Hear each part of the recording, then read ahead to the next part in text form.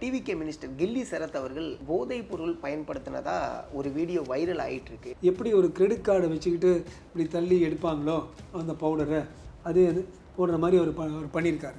Circumstantial evidence. நான் விளையாடிட்டு இருந்தேன், ட்ரக்ஸ் பண்ணுற மாதிரி என் பொண்ணாட்டியோட நான் கல்யாணம் பண்ணியிருந்தேன், அதை பண்ணிக்கக்கூடாது, அது வந்து நம்ம சின்ன வயசில் ஒரு பண்ண விஷயம், என்னை மன்னிச்சிருங்கன்னு சொன்னால் பரவாயில்ல விட்டுருங்க இந்த மண்ணுன்னு சொல்லுவாங்க.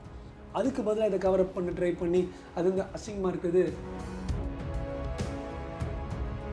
பல்லாயிரம் கோடி அடித்த செந்தில் பாலாஜி ஜாலியாக அவர் சுற்றிட்டு இருக்காரு. பொன்முடி வந்து அங்கே ஆல்மோஸ்ட் கன்விக்ட் ஆகிட்டு அவர் வந்து ஜாலியாக மினிஸ்டராக சுற்றிட்டு இருக்காரு. அப்போல்லாம் நீங்கள் ஒன்றும் சொல்லலை. 2016 மக்கள் நல கூட்டணியில் இருந்து விலகி விஜயகாந்த் அவர்களை தோக்கடிச்சவர் தான் வைகோ. அதே மாதிரி வந்து பார்த்தீங்கன்னா இப்போ சிஎம் விஜய் அவர்களோட சேர்ந்திருக்காங்க. கொஞ்சம் பத்திரமா இருக்கணும் விஜய் அவர்கள். அவருடைய பேட்டர்ன் பார்த்துட்டு வந்தீங்கன்னா எந்த சைடில் அவர் போகிறாரோ யூஸ்வலாக அந்த சைடு கவுந்துடும். திருமண நிகழ்ச்சியில் திரு மு.க. ஸ்டாலின் அவர்களும் உதயநிதி அவர்களும் அரசியல் பேசுகிறத சோஷியல் மீடியாவில் விமர்சிக்கிறாங்க. அதாவது இப்போ வந்து ஒரு மேடையை போட்டு திமுக சொன்னால் ரெய்டு வந்துடும். மக்கள் வந்து மடையர்கள் இல்லை, மக்களுக்கும் தெரியும், மக்களும் இதை பார்த்துட்டு இருக்காங்க.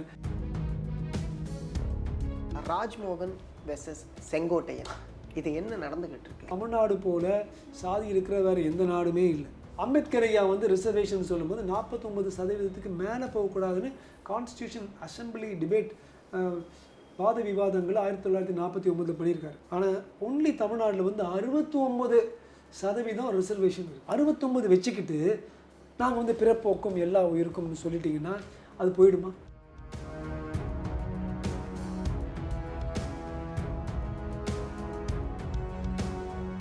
ட்ரெண்ட் டாக்ஸ் நேயர்களுக்கு வணக்கம். நான் சதீஷ். இன்னைக்கு நம்மளுடைய நேர்காணலில் யார் இருக்கா அப்படின்னா டாக்டர் ராஜ்குமார் சார் தான் இருக்காங்க. வணக்கம் சார். வணக்கம் நேயர்களுக்கு வணக்கம். வணக்கம் சார். சார், சமீபத்தில் டிவிகே மினிஸ்டர் கில்லி சரத் அவர்கள் ஐபிஎல் மேட்ச்சில் போதைப் பொருள் பயன்படுத்தினதா ஒரு வீடியோ வைரல் ஆகிட்டு இருக்கு. அதை நீங்கள் பார்த்தீங்களா? அதை பற்றி உங்களோட கருத்து என்ன sir? Right. Number 1, circumstantial evidence இருக்குது. சூழ்நிலையில் இருக்கிற வந்து ஆதாரம் பார்த்தீங்கன்னா எப்படி ஒரு கிரெடிட் கார்டை வச்சுக்கிட்டு இப்படி தள்ளி எடுப்பாங்களோ அந்த பவுடரை அதே இது போடுற மாதிரி அவர் பண்ணியிருக்காரு. Circumstantial evidence. ஆனால் அது வந்து டெஃபினட் ஆதாரமாக இல்லை. ஏன் யாராவது அது எடுத்து அது அந்த போதைப் பொருள் இருக்கான்னு பார்த்துருக்காங்களா? இல்லை. ஆனால் அவர் பண்ணது அப்படி சரியா? யார் அப்படி பண்ணாலும் இளைஞர்களுக்கு ஒரு தப்பான எடுத்துக்காட்டு உதாரணமாக இருக்குங்கிறது கரெக்ட். 4வது பாயிண்ட், அவர் என்ன வேணால் சொல்லலாம். நான் வெறும் டால்கம் பவுடர் வந்து எடுத்து சூடாக இருக்கும் அங்கே பவுடர் எடுத்துகிட்டு போனேன், பவுடர் வச்சு என் பொண்டாட்டிக்கு விளையாட்டுத்தனமாக நான் பண்ணேன்னு சொல்லலாம். யாராலையும் மறுக்க முடியாது. ஏன்னா நோ ப்ரூஃப். அவர் சொல்லலாம் டேப்லெட்டு குழந்தைக்கு கொடுத்தேன்னு சொல்லலாம், நோ ப்ரூஃப். ஆனால் அந்த செயல் அவர் பண்ணுறது அப்போ முதல்ல பண்ணியிருக்கலாம். யாரும் அவருக்கு பிடிக்காதவங்க இப்போ பண்ணியிருக்காங்க. இப்போ அவருக்கு வந்து ஒரு அவதூறுங்கிறது பற்றி எந்தவித மாற்று கருத்துமே இல்லை. ஆனால் NDPS 1985 ஆக்ட் இருக்குது, narcotic and drugs prohibited substances. அந்த NDPS ஆக்ட் படி கெமிக்கல் ரசாயன ஆதாரம் இல்லாமல் ஒன்றும் சொல்ல முடியாது அவருக்கு. அதனால் நீ வந்து மினிஸ்ட்ரேட்டு நீ இறங்கிடு, எதையும் சொல்ல முடியாது. அவர் ட்ரக்ஸு கையில் ட்ரக்ஸோடு அவங்க ரெய்டு பண்ணி அந்த பாக்கெட்டில் சினிமாலாம் கட்ட எடுத்து ரெடி பண்ணிவிட்டு டெஸ்ட் பண்ணாங்கன்னா பண்ணலாம். இது வந்து வெறும் வந்து ஒரு பிம்பம். சில பேர் சொல்லுவாங்க எல்லாமே அங்கே ரியலும் பிம்பம் தான். இதுவும் அது மாதிரி ஒரு எதிர்முறை பிம்பம்ங்கிறது என்னுடைய முதல் சூற்று கருத்து. ஓகே. அதேமாரி வந்து பார்த்தீங்கன்னா திரு கில்லி சரத் அவர்கள் என்ன சொல்லியிருக்காங்க அப்படின்னா, இது 2 வருஷத்துக்கு முன்னாடி எடுத்த வீடியோ. அப்போ என்னுடைய குழந்தைக்கு வந்து உடம்பு சரியில்லை, ஸோ டேப்லெட் கொடுக்கறதுக்காக தான் நான் அப்படி பண்ணேன். டாக்டர்ஸ் குழந்தைங்களுக்கு டேப்லெட் கொடுக்க இப்படி சொல்லுவாங்களா? இந்த மாதிரியான வெரி யூஸ்வலாக சொல்லவே மாட்டோம். ரொம்ப ரொம்ப ரொம்ப ரேர். ஒரு சிலருக்கு அது வந்து பொடியாக்கி அது கொஞ்சம் தேனில் போட்டு கலந்து அந்த தேன் கொடுப்போம். ஓகே. ஃபர்ஸ்ட் ஒன், நான் அந்த பார்த்த வீடியோவில் ஒரு குழந்தையும் இல்லை, தேனும் இல்லை, பொடியை தேனில் போடுறது மாதிரி இல்லை. ஒருவேளை அது வீட்டுக்கு போய் அவர் சொல்லியிருக்கலாம். ஆனால் இப்போ அவர் என்ன சொன்னாலும் யாரும் அதை தட்டி சொல்ல முடியாது. ஒருவேளை அவர் வீட்டுக்கு போய் அதை தேனாக்கியிருக்கலாம், அதை பவுடராகி ஒரு பொட்டத்தை கட்டி எடுத்துகிட்டு போயிருக்கலாம், பண்ணியிருக்கலாமா? இதுக்கு வந்து லாவில் வந்து பிளாசிபிள் டினைபிலிட்டி, அதாவது ஒரு சில விஷயங்கள் சொன்னால் யாராலையும் அது இல்லைன்னு சொல்ல முடியாது. ஸோ அது வந்து ஒரு பக்கம். இது வந்து ஒரு ப்ரூஃபாக எடுத்து ஒரு கோர்ட்டில் எப்படி பண்ணணும், அவரை தூக்கணும் மினிஸ்டர், அதெல்லாம் ரபிஷ். ஒன்றும் பண்ண ஏன் ஒரு பாட்டில் எடுத்துகிட்டு நான் வந்து இந்த பாட்டிலில் குடிக்கிறேன்னு சொல்லிட்டு VAT 16 பாட்டிலில் குடிச்சிட்டு இது வெறும் தண்ணியாக இருக்கலாம். யாராவது அதை டெஸ்ட் பண்ணி பப்ளிக்காக நான் ஃபுல்லாக ஒரு VAT 16 அடிச்சுட்டு நான் மினிஸ்டர் சுற்றுறேங்கிறது வேறு. ஓகே. சும்மா ஒரு பாட்டிலேருந்து தண்ணி குடித்தா அல்லது பனைமரத்துக்கு அடியில் நம்ம வந்து பால் குடித்தா கல் தான். யாராலையும் கல்லுன்னு நினைப்பாங்க தவிர அது வந்து நினைப்பாங்க. ஆமா. ஆனால் லீகலி அவங்களுக்கு ஒன்றும் செய்ய முடியாது. ஸோ கில்லி சரத்திற்கு எந்த பிரச்சனையும் லீகலி வர முடியாது. இதை வச்சு திமுக இப்படி பண்ணார் அப்படி பண்ணார் வச்சு தடதான்னு சொல்கிறது அவ்வளோ சரியில்லை. ஆனால் இங்கே ஒரே ஒரு விஷயம் நான் இங்கே சொல்ல விரும்புகிறேன். ஒரு அமைச்சர் ஆகிட்டார், அவங்களுக்கு ஒரு ஒரு ஒரு ஸ்திரம் இருக்குது, ஒரு லெவல் இருக்குது, அதோடு அவங்க வரணும். நிறைய பேர் இது மாதிரி லோவர் லெவல் ஹேபிட்ஸ் இப்படி வைக்கிறது காட்டுறது வந்து உங்களுக்கு நல்லதில்லை. ஒரு என்கரேஜ் பண்ண முடியாது. ஒரு பி கிரேட் தனுஷ் படத்தில் காட்டுற மாதிரி நான் இதெல்லாம் பண்ணுவேன், ஆனால் நான் வந்து ஹீரோன்னு காட்டக்கூடாது. இனிமேல் நீங்கள் லட்சக்கணக்கான பசங்க உங்களை பார்த்துட்டு இருக்காங்க, அதுக்கேற்ற போல் இல்லை நீங்களாம் ஸ்மார்ட்டாக ஒழுங்காக இருக்கணுங்கிறது ஒரு ரிக்வெஸ்ட். இன்னொரு விஷயம், ஒரு குழந்தை வந்து இன்னும் ரூட்டோ யாரோ ஒருத்தர் சொல்லி அந்த குழந்தை அவரை கில்லி சாரது நல்லவர் இந்த மாதிரி பண்ணாதீங்கன்னு சொல்கிறது இன்சல்ட் டு ஆல் இன்டெலிஜென்ஸ். அதாவது எல்லாருமே என்னடா இது மாதிரி நம்மளை இது பண்ணுறாங்களா, மெஸ்மரைஸ் பண்ணுற ட்ரை பண்ணுறாங்களா. ஒரு குழந்தைய கொடுத்து ஒரு குழந்தை நம்மக்கிட்ட வந்து அவர் போட்டது வந்து பவுடர் இல்லைன்னு சொன்னதுனால நம்ம நம்புவோமா? அது வந்து அவங்களுடைய தரத்துக்கே சரியில்லை. தயவுசெய்து அதை முடிச்சா அதை எடுத்துருங்க. அந்த குழந்தை பேசுகிறத தாவிக்காவோட ஐடிங்கோ ரூட்டோ என்னமோ யாரும் தயவுசெய்து அதை எடுத்து தொலைச்சிருங்க. அது வேணவே வேண்டாம். இவர் வந்து ஒரு பப்ளிக் அப்பாலஜி, நான் வந்து ஒரு பொசிஷனில் இருந்தால் I have never done drugs, நான் விளையாடிட்டு இருந்தேன், ட்ரக்ஸ் பண்ணுற மாதிரி என் பொண்டாட்டியோடு நான் கல்யாணம் பண்ணியிருந்தேன், அதை பண்ணிக்கக்கூடாது. நான் அப்போ எனக்கு தெரியாது, நான் ஒரு அமைச்சராகி பல லட்சம் இளைஞர்களுக்கு வந்து நான் வந்து ஒரு எடுத்துக்காட்டாக இருக்கணும். அது வந்து நம்ம சின்ன வயசில் ஒரு பண்ண விஷயம். என்னை மன்னிச்சிருக்கேன்னு சொன்னால் நான் மட்டும் இல்லைங்க, தமிழர்கள் வந்து நல்லா மன்னிச்சு விட்ருவாங்க. பரவாயில்ல விட்டுருங்க இந்த மண்ணுன்னு சொல்லுவாங்க.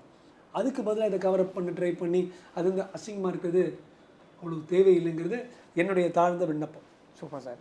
சார் அதேமாரி வந்து பார்த்தீங்கன்னா கில்லி சரத் அவர்கள் அமைச்சர் பதவியை விட்டு விலகணும், அதாவது அமைச்சர் பதவியை பறிக்கணும்னு சொல்லிட்டு டிஎம்கே தரப்பில் ஒரு போராட்டம் பண்ணிக்கிட்டு இருக்காங்க. இப்படி எதிர்கட்சியோடைய இந்த செயலை நீங்கள் எப்படி பார்க்குறீங்க? சுத்தங்க. இது வந்து இப்போ பாஜக அது மாதிரி ஒரு பெருசாக ஒன்று சொல்லலை, திமுக தான் மேலே கத்திட்டு இருக்காங்க. எங்க பல்லாயிரம் கோடி அடித்த செந்தில் பாலாஜி ஜாலியாக அவர் சுற்றிட்டு இருக்காரு. பொன்முடி வந்து அங்கே ஆல்மோஸ்ட் கன்விக்ட் ஆகிட்டு அவர் வந்து ஜாலியாக மினிஸ்டராக சுற்றிட்டு இருந்தார். அப்போல்லாம் நீங்கள் ஒன்றும் சொல்லலை. எல்லாருமே அவ்வளோ எதிர்க்கு டிஎம்கே ஃபைட்ஸ்னு விறுவிறு இருந்துச்சு.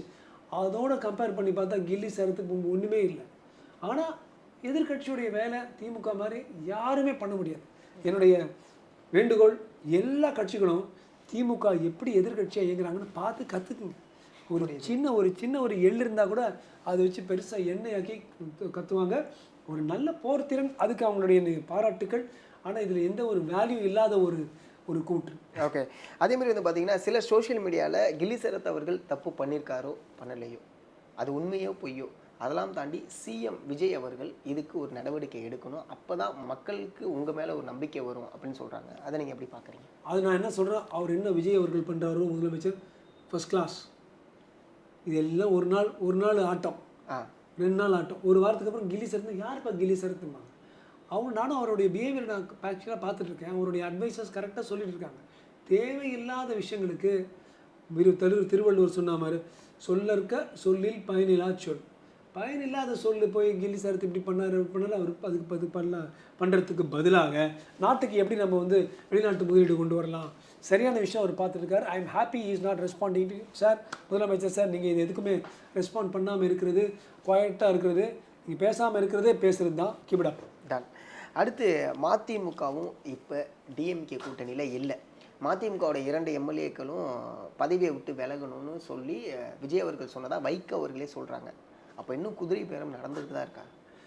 ஒரு விஷயம் நான் நினைப்பேங்க, நிஜமாகவே கடந்த ஒரு 1.5 மாதத்தில் மாண்புமிகு முதலமைச்சர் ஸ்டாலின் அவங்களோட பல கருத்துக்களையும் கோட்பாடுகளும் நானும் ஒரு பாஜகன்னு எதிர்த்தேன், சண்டை போட்டேன், கோயில்கள் இப்படி பண்ணேன். ஆனால் பாவம் அவர் வந்து அமைச்சர்கள் மட்டும் கொடுக்கல காங்கிரஸுக்கு, பிசிகேக்கு, மற்றபடி ஓரளவுக்கு அவங்க எல்லாரையும் கூட்டணி சேர்த்து வச்சுருந்தாங்க. ஒட்டுமொத்தம் அவங்கள விட்டு செஞ்சுட்டாங்க. ஒன்றுமே இல்லை, அதை காங்கிரஸை வளர்த்து விட்டார். காங்கிரஸ் இவரை காலி பண்ணிட்டு அந்த பக்கம் போயிட்டாங்க. பிசிகே இவரை காலி பண்ணிட்டு அந்த பக்கம் போகிறாங்க. எல்லாரும் கம்யூனிஸ்ட் இவரை காலி பண்ணிட்டு போயிட்டாங்க. 64 வருஷங்கள் திமுகவோடு இருந்த முஸ்லீம் லீக் காலி பண்ணிட்டாங்க. எல்லாமே பவருக்கு, எல்லாமே காசுக்கு. ஸோ ஓரளவுக்கு குதிரை பேரம் நடந்துட்டு தான் இருக்குது. பட் இப்போ வந்து மதிமுக அதில் வர்றது வந்து 2 விஷயம் இருக்குது, டக்குன்னு சொல்லிடுறேன். ஒன்று குதிரை பேரம் என்பது நம்ம வந்து பலப்படுத்துறதுக்கு பண்ணல, சர்வைவல், வேறு வழி இல்லை. இப்போ நம்ம இறந்துட்டு இருக்கிறோம். நான் வெஜிடேரியன், சாக போகிறேன், கொஞ்சம் மீட் இருக்குது, இப்படி சாப்பிட்டா நான் தப்பிச்சிருவேன், வேறு வழி இல்லாமல் அந்த மீட்டை சாப்பிடணும். அதுபோல் குதிரை வீரம் உங்கள் கோட்பாடாக இல்லைன்னா கூட தாவேக்கா அவங்க வந்து வாழ்வாதாரம் ஆகிடுச்சு. இப்போ வாழ்வதற்கு வேறு வழி இல்லை, கொஞ்சம் அவங்கள பாதப்படுத்திக்கிறாங்க, அவங்க செய்கிறாங்கங்கிறது நம்பர் 1. நம்பர் 2, ஒரு சின்ன நோட். மதிமுகவில் செந்தில் செல்வன் என்கிற ஒருத்தர் வந்து திமுகவோட உதயசூரத்தை நின்று வின் பண்ணியிருக்காங்க சீர்காழி. இந்த சுச்சுவேஷன் இருந்து ஜாலியாக அவர் வந்து ஆளுங்கட்சிக்கு போயிடலாம், ஜாலியாக வந்து இந்த ஐயுஎம்எல்லாம் வந்தால் போல் ஒரு அமைச்சராகலாம் இருக்கும்பொழுது கூட செந்தில் செல்வன் எனக்கு தெரியக்கூட தெரியாது அவர் யாருன்னு. ஆனால் நான் வந்து திமுகவோடவே இருக்கிறேன், மதிமுகவை நான் விட்டுட்டு நழுவேன் தவிர நான் திமுகவை விட்டு நழுவ மாட்டேன், ஏன்னா நான் திமுகவுடைய சின்னத்தில் நின்று சொல்கிறாரு பாருங்களேன்.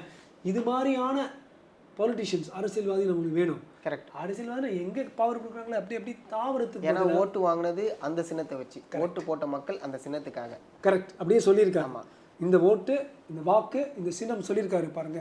இப்பேற்பட்ட ஆட்கள் வந்து இருக்க கொஞ்சம் தமிழ்நாட்டு அரசியல் நல்லா வளரும்.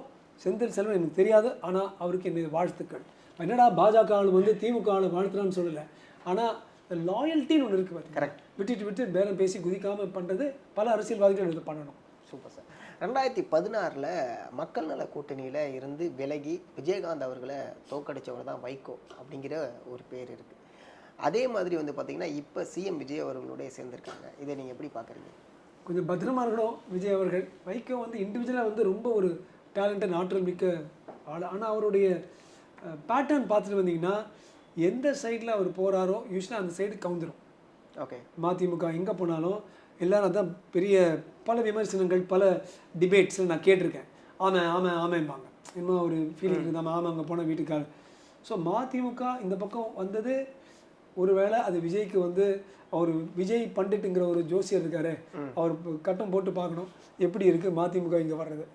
ரெண்டாவது வந்து என்ன இருந்தாலும் வைகோ வந்து ஒரு அரசியலில் வந்து பயங்கர அனுபவம் வாய்ந்தவர். கண்டிப்பாக அவருடைய இண்டிவிஜுவல் பவர் ஒரு விஜயோட பார்ட்டிக்கு எப்படி செங்கோட்டையன் வந்து வேறு திசையிலேருந்து அனுபவசாலி வந்திருக்காரோ அப்பேற்பட்ட ஒரு அனுபவசாலி. ஏன்னா இப்போ விஜயோடைய குரூப்புக்கு, முதலமைச்சர் விஜயோட குரூப்புக்கு அவரே சொன்ன மாதிரி சாரி கலைஞர் சொன்னது மாதிரி சாரி முதலமைச்சர் விஜயோட குரூப்பில் என்ன லேக்கிங்னா அனுபவம். அந்த அனுபவத்தை ஒரு செங்கோட்டையன் மூலமாகவோ அல்லது ஒரு மதிமுக வைகோ மூலமாகவோ பெற்றால் கூட அதனால் அவங்க கட்சிக்கும் நல்லது. அதோட முக்கியம் என்னை பொறுத்த வரைக்கும் தமிழ்நாட்டுக்கு நல்லது நடந்தால் நான் டபுள் ஓகே. அதுமாரி வந்து பார்த்திங்கன்னா சமீப சில நாட்களாக வந்து திருமண நிகழ்ச்சியில் திரு மு.க. ஸ்டாலின் அவர்களும் உதயநிதி அவர்களும் அரசியல் பேசுகிறத சோஷியல் மீடியாவில் விமர்சிக்கிறாங்க. இதை அவங்க என்ன சொல்கிறாங்க அப்படின்னா, இது பெரியாருடைய செல்ஃப் மேரேஜ், சுயமரியாதை திருமணம், இது பெரியாருடைய செல்ஃப் ரெஸ்பெக்ட் மேரேஜ், அதாவது சுயமரியாதை திருமணம், அந்த கல்ச்சர் வழியாக தான் வருது, அதை நாங்கள் ஃபாலோ பண்ணுறோம் அப்படின்னு சொல்கிறாங்க. இதை நீங்கள் எப்படி பார்க்குறீங்க? இந்த சுயமரியாதை திருமண கூட்டங்கள் வந்து 1925 2030 ஈரோட்டில் ஆரம்பிச்சதுங்க. பெரியார் அங்கே இருந்தார். எனக்கு எப்படி தெரியும்னா என்னுடைய கொள்ளு பாட்டனார் வந்து பெரியாரோடைய சீனியராக அங்கே இருந்தார். ஓகே. ஈரோட்டில் ஆரம்பித்தாங்க. அதாவது இந்த மேடையில் வந்து ஓம் சாம்பிராயணமும் சொல்ல முடியாது, நான் வந்து மரியாதையோடு என்னோட எடுத்துக்கிறேன், சுயமரியாதையோடு எடுத்துக்கிறேன், முடிஞ்சது விஷயம். அதாவது ஒரு இந்த கந்தர்வ திருமணம்பாங்க. அப்போ வந்து வேறு என்ன பண்ணுவாங்க, இது வந்து இப்படி தான் பண்ணணும், பார்ப்பனர்களை ஒழிக்கணும், இதெல்லாம் ஆரம்பிச்சிருவாங்க. அது வந்து ஒரு மேடை பேச்சுக்கு அரசியல் மேடையாக அது வந்து ஒரு மருவி அது வந்துடும். இப்போ கொஞ்ச நாள் அது இல்லாமல் இருந்துச்சு, இப்போ திருப்பியும் அதை இவங்க ஆரம்பிக்கிறாங்க. அதாவது இப்போ வந்து ஒரு மேடையை போட்டு திமுக சொன்னால் ரெய்டு வந்துடும், டெல்லியிலேருந்து இடி மாதிரி வரும், லோக்கல் எக்கனாமிக் அஃபென்சஸ் வரும். அதனால் இதை வந்து திருமண மேடைகளை அரசியல் மேடைகளாக மீண்டும் திமுக போன்ற ஆட்கள் பயன்படுத்துகிறாங்க. மக்கள் வந்து மடையர்கள் இல்லை, மக்களுக்கும் தெரியும், மக்களும் இதை பார்த்துட்டு இருக்காங்க. நீங்கள் விரைவில் பார்த்தீங்கன்னா வாக் அவுட் கூட பண்ணுறதுக்கு வாய்ப்பு இருக்குது. ஓகே. எம்.கே. ஸ்டாலின் அவர்கள் அடிக்கடி எப்போ வேணால் தேர்தல் வரலாம், ரெடியாக இருங்க அப்படிங்கிற மாதிரி சொல்கிறத பார்க்க முடியுது. ரீஎலெக்ஷன் வரத்துக்கு ஏதாவது பிளான் பெருசாக பண்ணிக்கிட்டு இருக்காங்களா? அப்படி ரீஎலெக்ஷன் வந்தால் டிவிக்கே ஜெயிக்க வாய்ப்பு இருக்கா? நிச்சயமாக பை எலெக்ஷன் வரணும், இடைத்தேர்தல் வந்து வரதான் செய்யும். ஆனால் ஒன்று விஜய்க்கு வரும், அது திருச்சியில். இதை தவிர பல இடங்களில் எங்கெல்லாம் எம்எல்ஏஸ் விட்டு கொடுத்துருக்காங்க ரிசைன் பண்ணுறது, மேபி இன்னும் ஒரு 8-10 இடங்களில் கூட வரலாம். ஸோ அந்த 8-10 இடங்களில் வந்து திமுக அவங்களுடைய வலிமையை காட்டுறதுக்கு பயன்படுத்திட்டு இருக்கலாம். பட் அப்படியே எப்பேற்பட்ட ஒரு சூழ்நிலை மாற்றங்களாக வந்து திருப்பி ஒரு எலெக்ஷன் இருந்தால் இப்போ வந்து தாவேக்காவுடைய திசை, குறிப்பாக தாவேக்காவோட திசையோட அப்போ எம்ஜிஆர் இந்த மாதிரி விஜயோட திசை பார்த்தீங்கன்னா அப்படி ஒரு எலெக்ஷன் வந்துச்சுன்னா ஒரு பெரிய வாய்ப்பு தாவைக்கா இந்த 107 இல்லாமல் 130 150 175 வந்தால் இது மாதிரி இந்த குதிரை பேரம் இல்லாத ஒரு ஒரு எதிர்காலத்தை நான் பார்த்துட்டு இருக்கேன். குதிரை பாரம் இல்லாமல் அங்கே பேரம் இல்லாமல் மற்ற கட்சிகளுடைய பாரம் இல்லாமல் ஐயூஎம்எல் இப்படி ஒன்று பண்ணால் ஐயூஎம்எல் கத்துறான், இப்படி ஒன்று பண்ணால் கம்யூனிஸ்ட் கத்துறான், வந்தே மாதரம்னா ஐயூஎம்எல் கத்துறான். இதெல்லாம் இல்லாமல் மக்களுக்கு எது நல்லதோ நேராக அவங்க அடிச்சுட்டு போகலாங்கிறது. அந்த வகையில் ஃப்ரீயாக தாவைக்கா ஒரு ஒரு ஒரு கொள்கையை வந்து அவங்க அமைத்து கொண்டு அந்த கொள்கையை வந்து மக்களுக்கு கொண்டு வந்து இயங்கலாம். அது நல்லது தான் நடக்கும். Is got a good chance of sweep. ஏன்னா அவர் ஒன்றும் தப்பாக பெருசாக பண்ணலையே. ஓகே சார், அதேமாரி வந்து பார்த்தீங்கன்னா ராஜ்மோகன் வெர்சஸ் செங்கோட்டையன் அப்படிங்கிற மாதிரியான ஒரு டாபிக் ஒன்று போயிட்டுருக்கு. அது என்ன சார்? ஸோ ஆக்சுவலாக ராஜ்மோகன் வர்சஸ் செங்கோட்டையன் எல்லாம் சொல்லியிருக்காங்க. இவர் கரெக்டு. மினிஸ்டர் செங்கோட்டையன் அமைச்சர் என்ன சொன்னார், ஒவ்வொரு குழந்தைக்கும் அவங்களுடைய ஒரு வாழ்வாதார அட்டை மாதிரி இருக்குல்ல, அந்த ஆதார் ஐடென்டிட்டி கார்டு எல்லாமே முதல்லேருந்தே அவங்க எடுத்துகிட்டு போகட்டும். பிள்ளைங்க நாங்களாம் அந்த காலத்தில் எந்த ஐடி கார்டு எடுத்துகிட்டு போவோம், எப்போவாவது வந்து அம்மா அப்பா வந்து கேட்டு போவோம். தவிர அவங்களுடைய கார்டு, அவங்களுடைய பிளட் குரூப்பு, ஒரு குழந்தைக்கு அடிபட்டுடுச்சு, ஒரு பிளட்டு கொடுக்கணும், டக்குன்னு தெரியும், சரி ஓ பாசிட்டிவ் பிளட் ரெடி பண்ணுங்கப்பா. அதனால் வந்து ஒரு சில குழந்தைகளை வந்து நம்மளால் காப்பாற்ற முடியும். அதே போல் அவங்களுடைய சாதி இதுவும் அந்த போடலாங்க அந்த அட்டைன்னு சொன்னார். இதுக்காக அவருடைய ஐ அண்டர்ஸ்டாண்ட் இஸ் பாயிண்ட். நிறைய பேர் எனக்கு தெரிஞ்சு 12ஆம் கிளாஸ் வரைக்கும் வேறு ஒரு சாதியில் இருப்பாங்க. 12ஆம் கிளாஸ் மட்டும் அந்த காலத்தில் டப்புன்னு தாசில்தார்கிட்ட இன்னும் ஒரு அந்த டேபிள் கொடுத்து அவங்களுக்கு எஸ்சி வாங்கிட்டு டப்புன்னு காலேஜில் போயிடுவாங்க. அது இந்த மாதிரி இருக்கிறதுக்கு பதிலாக முதல்ல இருந்தே இங்கே ஒரு குறிப்பிட்ட ஒரு சாதி ஒரு குரூப்பில் இருக்காங்கன்னு பண்ணலாம். ஆனால் அதுக்கு வந்து ராஜ்மோகன் சொன்னார், சாதியெல்லாம் போட மாட்டோம், சாதிகள் இல்லை அடி பாப்பா. பாரதியார் சொன்னார், பிறப்போக்கும் எல்லா இருக்கும்னு வள்ளுவர் சொன்னார். நாங்களும் அதை படிச்சிருக்கோம். ஆனால் தமிழ்நாடு போல் சாதி இருக்கிற வேறு எந்த நாடுமே இல்லை. அம்பேத்கர் ஐயா வந்து ரிசர்வேஷன் சொல்லும்போது 49% மேலே போகக்கூடாதுன்னு கான்ஸ்டியூஷன் அசம்பிளி டிபேட் வாத விவாதங்கள் 1949 பண்ணியிருக்காரு. 49க்கு மேலே போகக்கூடாது. ஆனால் ஒன்லி தமிழ்நாட்டில் வந்து 69% ரிசர்வேஷன் இருக்குது. நீங்கள் பார்த்தீங்கன்னா வேறு எந்த நாடுமே அவ்வளோ இல்லை. ஆந்திராவில் 64, மற்ற எல்லா மாநிலங்களும் பார்த்தீங்கன்னா 52 மகாராஷ்டிரா, 60 பீகார், மற்றது எல்லாம் பார்த்தீங்கன்னா 48, 38, 69 வச்சுக்கிட்டு நாங்கள் வந்து பிறப்போக்கும் எல்லா உயிருக்கும்னு சொல்லிட்டிங்கன்னா அது போயிடுமா? முஸ்லீம் நகர்னு 3-4 இடங்களில் முஸ்லீம் நகருங்கிற பேரே இருக்குது. கும்மிடிப்பூண்டி, திருவள்ளூர்லாம். அப்போ முஸ்லீம் நகர்ன்ற பேர் வச்சுக்கிட்டு எங்களுக்கு வந்து மதத்திலே இதில் இல்லை, நம்பிக்கை இல்லை, நம்ம மட்டும் கண் மூடிட்டால் உலகம் போயிடுமா, உலகம் இருண்டு போயிடுமா? So it is among as. அல்லது அதே ராஜ்மோகன் சொல்லட்டும், 69% தூக்குறோம், எல்லாரும் ஐஐடிக்கு எழுதுகிற மாதிரி நீட்டுக்கு எழுதுகிற மாதிரி எழுதுங்கப்பா சொல்லலாம். அப்படியும் இல்லை, ஒரு குறிப்பிட்ட சாதியில் இருக்கும்பொழுது உங்களுக்கு கிடைக்கும். ஸோ சாதியோடைய ரெப்ரசன்டேஷன் நம்ம ஒட்டு மொத்தமாக நம்ம எல்லாரும் சேர்ந்து ஒழிக்கணும்னு சொல்கிறது வரைக்கும் சதீஷ் இவங்க சொல்கிறது கட்டுப்படியாப்பா. நான் வந்து சாதியை நான் எப்போவுமே ஓப்பன் கேட்டகரியில் தான் வந்தேன். ஸ்டேட் ஃபஸ்ட்டு, இந்த ஃபஸ்ட்டு, நேஷ்னல் ஃபஸ்ட்டு ஜாலியாக வந்துட்டேன். பட் பாவம் 2 பேருக்கு 75% வந்திருக்கு. 2 பேரும் ஒரு ஓபிசி, அந்த ஒருத்தர் போய் தாசில்தார்கிட்ட இருந்து எஸ்சி சர்டிஃபிகேட் வாங்க, அவங்க அடிச்சுட்டு போயிடுவாங்க. அதை நம்ம தடுக்கணும் என்றால் அது ஒரு அநீதி. Social and secular justice starts நவுன்னு சொன்னார்ல, ஆனால் அது எப்படி இருக்க முடியும்? ஆனால் 2 பேரும் நம்ம தலித் சகோதரர்கள், ஷெட்யூல் காஸ்ட், அந்த ஒருத்தர் வந்து கன்வெர்ட் ஆகிடுறாங்க. ஆனால் அந்த பலர் எனக்கு தெரிஞ்சு கன்வர்ஷன் ஆகிட்ட அப்புறம் மதம் மாறிட்ட அப்புறம் கூட அந்த சர்டிஃபிகேட்டை வச்சுட்டு இருக்காங்க. அப்போ வந்து டெக்னிக்கலி அவங்க மதம் மாறும்போது பிசி முஸ்லிம்ஸ் ஆகிடும் 3.5% தமிழ்நாட்டில். அது பண்ண மாட்டாங்க மதம் மாறி. அப்போ என்ன பண்ணுவாங்க, மற்ற விஷயங்களுக்கெல்லாம் மஸ்ஜிதில் இருக்கிற ஆதாயங்களை எடுத்துகிட்டு காலேஜ் சீட்டு வரும்போது எஸ்சி ஆதாயம். அப்போ வந்து மதம் மாறாத பாவம் எஸ்சி உட்காந்துருக்காங்கல்ல, அவங்களுக்கு வந்து எப்படி சோஷியல் ஜஸ்டிஸ் ஸ்டார்ட்ஸ்னும். So representation of caste is good. ஆனால் அதை போட்டால் ராஜ்மோகன் ஐயா சொல்கிறதும் ஓரளவுக்கு நல்லது இருக்குது. அப்போ சண்டை போட்டுப்பாங்க, நான் வன்னியே நீ சட்டியா அப்படி அவங்களுக்கு தெரியலன்னா ஒரு ஆன்சர் இருக்குது. ஒன்று, ஓபிசி அல்லது பிசி போடுது. இப்போ நீங்கள் சொல்லலாம், அப்போ ஓபிசி வர்சஸ் எஸ்சி சண்டை வரும். அப்போ ஒன்று பண்ணுங்கள், ஒரு சின்ன QR கோடு போடுங்க. உலகத்துக்கே QR கோடு பண்ணுறது நம்ம டிசிஎஸும் சிடிஎஸும். ஒரு சின்ன QR கோடு ஒவ்வொரு பையனுக்கும் பதிவாயிடுது. அப்போ சின்ன வயசுலேயே பையனுக்கு தெரியாது என்னென்னு, ஆனால் அரசு பதிவு மட்டும் QR கோடில் எடுத்தால் அது இருக்கும்.